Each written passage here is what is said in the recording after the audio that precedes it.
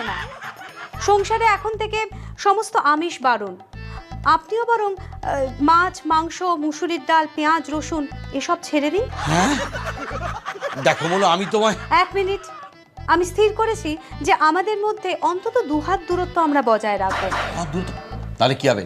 কি হবে শরীফ? খুব স্বাভাবিক, আমি চলে যাব আশ্রমের বাবা দাদাদের কাছে, তাদের সাথে গিয়ে থাকবো। এর থেকে যদি আমি মরে গিয়ে সত্যি সত্যি তুমি বিধবা হতে তাহলে অনেক ভালো হতো। আমি তো এমনিই মরে গেছি। তুমি তো আমার কাছে এখন মৃতপ্রায়। তা তো ঠিকই, ছেলেরা বিয়ে করলে এমনিই মৃত, আর তোমার এই অবস্থা থেকে আমি পুরো মৃত। তবে এর একটা ব্যবস্থা আমি করবই। নারী চরিত্র বেজায় জটিল, কিছুই বুঝতে পারবেন আর বুঝতে চাইবে না। না বলো।